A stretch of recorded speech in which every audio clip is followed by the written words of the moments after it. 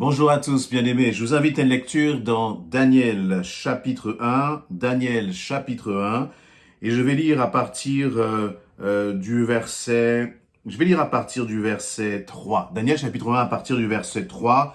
Je rappellerai un peu le contexte et je vous invite, juste avant que nous puissions commencer cette lecture, si vous n'êtes pas encore abonné à notre chaîne YouTube, n'hésitez pas à le faire en cliquant simplement sur la petite cloche qui se trouve sous la vidéo. Voilà, comme ça vous permettra d'être averti à chaque fois qu'une nouvelle vidéo est mise en ligne.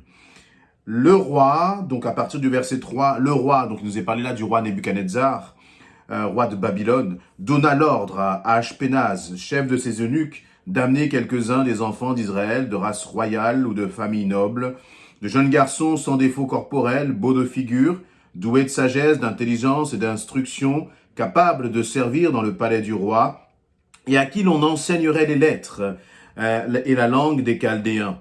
Le roi leur assigna pour chaque jour une portion des mets de sa table et du vin dont ils buvaient, voulant les élever pendant 3 années, au bout desquelles ils seraient au service du roi. Il y avait parmi eux, d'entre les enfants de Juda, Daniel, Anania, Michaël et Azaria. Et le chef des eunuques leur donna des noms, à Daniel celui de Belshazzar, à Anania celui de Shadrach, à Michaël celui de Méshach et à Azaria celui d'Abednego. Daniel résolut de ne pas se souiller par les mets du roi et par le vin dont le roi buvait, et il pria le chef des eunuques de ne pas l'obliger à se souiller. Dieu fit trouver à Daniel faveur et grâce devant le chef des eunuques. Le chef des eunuques dit à Daniel, « Je crains mon seigneur le roi qui a fixé ce que vous devez manger et boire. Car pourquoi verrait-il votre visage plus abattu que celui des jeunes gens de votre âge? Vous exposeriez ma tête auprès du roi. Amen. » Voilà donc un passage où le roi de Babylone, qui s'appelle Nebuchadnezzar, va assiéger Jérusalem, et il va mener la guerre contre Jérusalem, il va assiéger la ville, il va remporter la victoire conformément à la prophétie qui avait été donnée par Jérémie dans Jérémie 25, au chapitre 25, et donc c'est le début de la captivité du peuple d'Israël, captivité qui va, conformément toujours à la prophétie que Dieu avait donnée à Jérémie, qui va durer 70 ans. Et donc voilà que le roi Nebuchadnezzar va choisir les hommes, des jeunes hommes qui sont beaux de visage, qui viennent d'une famille, soit royale, soit noble, donc qui ont reçu une certaine éducation. Et puis tous ces jeunes hommes-là du peuple d'Israël, du peuple de la tribu de Juda, tous ces hommes de Juda, ils vont les faire monter avec lui dans son palais pour qu'ils puissent devenir serviteurs du roi, se mettre au service du roi. Et donc, ce qui est intéressant, c'est de voir, premièrement, que ces hommes d'apparence avaient la même apparence, c'est-à-dire qu'ils avaient les mêmes critères. Il nous est dit qu'ils étaient sans défaut, beaux de figure, doués de sagesse, et peut-être que le roi les avait testés, il leur avait fait parler, voir s'ils savaient quel était leur niveau intellectuel. Et parmi ces hommes, il y a ces 4 hommes de Dieu, ces 4 serviteurs de Dieu, ces 4 jeunes. À ce moment-là, on considère que Daniel était très certainement un jeune adolescent avec ses amis. Et puis, il nous est dit, au verset 6, il y avait donc parmi eux, donc parmi tous ces hommes qui ont été déportés pour les emmener à Babylone, il y en avait 4 parmi eux, 4 parmi cette foule.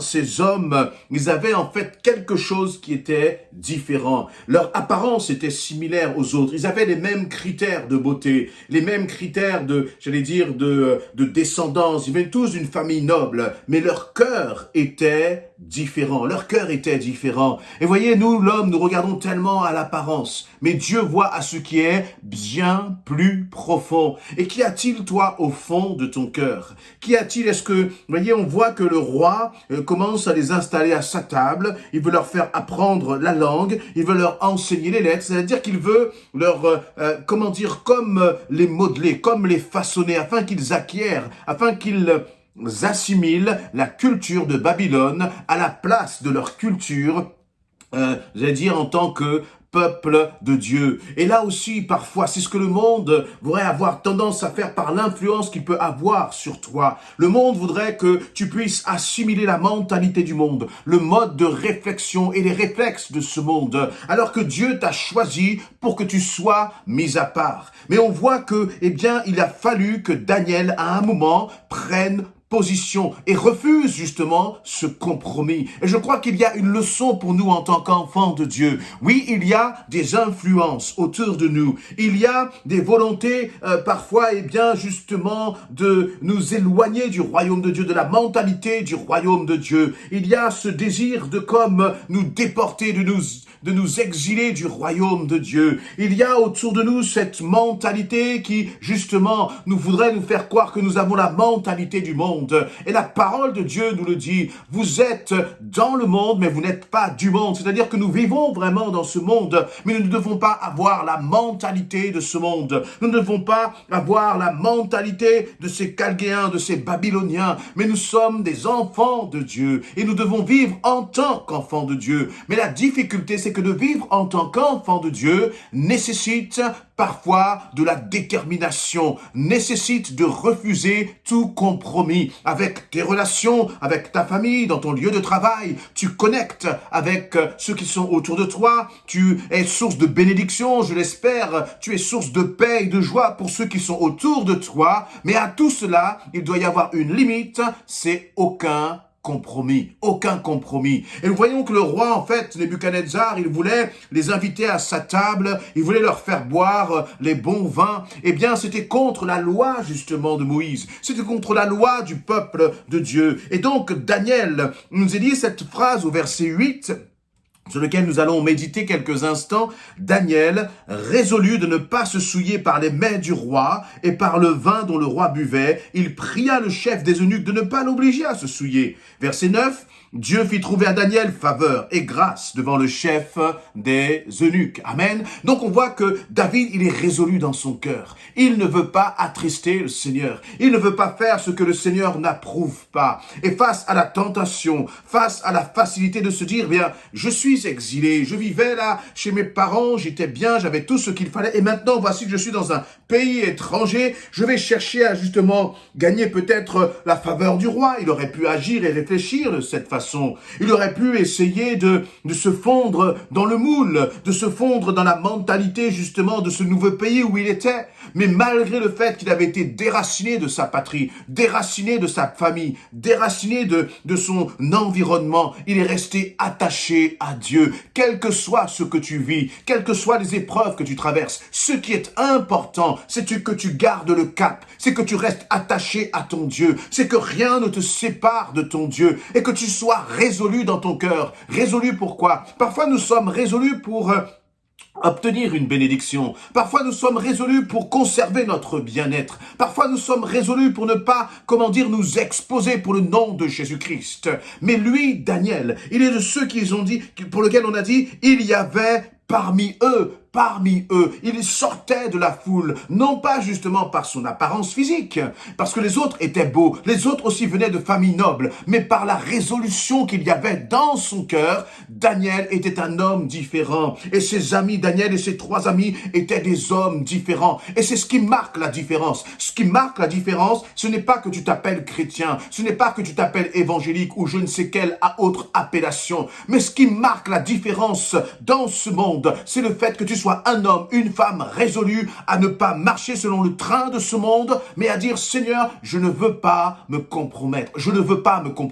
Et dire cela, agir de cette façon-là, c'est bien sûr s'exposer. Parce que lorsque Daniel a décidé d'être résolu, il mettait sa vie en danger, mais pas son âme. Tu peux mettre ta vie en danger physiquement ici-bas sur terre. Tu peux être rejeté par les autres à cause du nom de Jésus-Christ. Mais l'important, c'est que ton âme soit gardée, c'est que ton âme, ton nom reste inscrit pour l'éternité dans le livre de vie. L'important ici-bas, c'est que nous puissions être des hommes et des femmes agréables à notre Père, agréables à notre Dieu. Et c'est pour cela que nous vivons, c'est pour cela que tu dois vivre, c'est pour cela que je dois vivre. Et Seigneur, je te demande pardon si parfois j'ai failli, si parfois j'ai manqué justement de détermination, j'ai manqué de conviction, j'ai manqué de résolution. Mais viens me corriger, Seigneur, afin que je sois un homme ferme dans tes voies, qui marche selon ta volonté. Et que va-t-il se passer? C'est-à-dire que Daniel va avoir cette résolution dans son cœur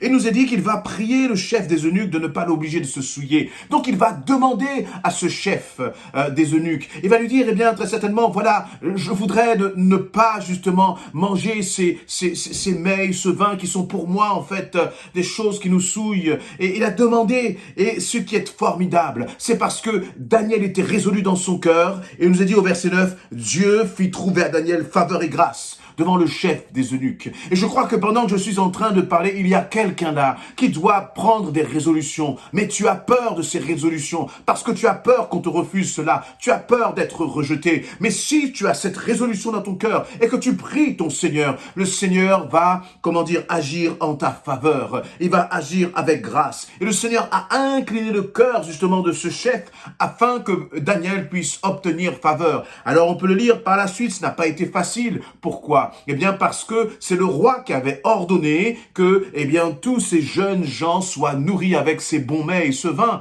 Et donc le chef avait peur d'aller contre la volonté du roi. Et puis il se disait, si ils ne mangent pas correctement, ils vont avoir une mauvaise mine devant le roi. Et s'ils ont mauvaise mine devant le roi va être en colère. Et moi en tant que chef, c'est moi qui vais assumer la responsabilité de ça. Et donc ce chef a eu peur. Mais Dieu avait incliné le cœur de ce chef. Pourquoi? Parce que Dieu avait vu la résolution dans le cœur de Daniel. Es-tu résolu à ne pas vivre dans le compromis? Es-tu résolu à ne pas marcher justement selon le train de ce monde? Si tu es résolu, ça va être difficile, ça va être compliqué, il va y avoir des oppositions. Mais au final, tu obtiendras la faveur de ton Dieu. Alors, ne crains pas les oppositions. Ne marche pas dans le compromis, mais que nous soyons des hommes et des femmes résolus. Parce que le Seigneur nous envoie. Vous voyez, Daniel a été envoyé dans un pays étranger. Et c'est lui, en fait, qui a dans ce pays étranger instauré la présence de Dieu.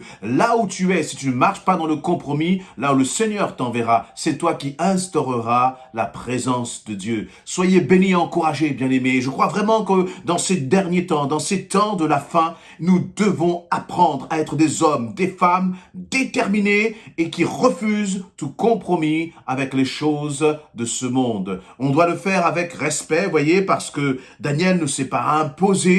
Il nous a dit, il a prié le chef des eunuques. Il lui a demandé simplement. Et j'aime cela aussi dans l'attitude de Daniel. Il y a une résolution dans son cœur et là en même temps il a une façon sage de demander les choses. Voyez, pas comme pour repousser ce monde, mais tout simplement pour être aussi des hommes et des femmes qui parlent, qui agissons avec sagesse, tout en étant déterminés et résolus pour faire plaisir à notre Dieu. Amen.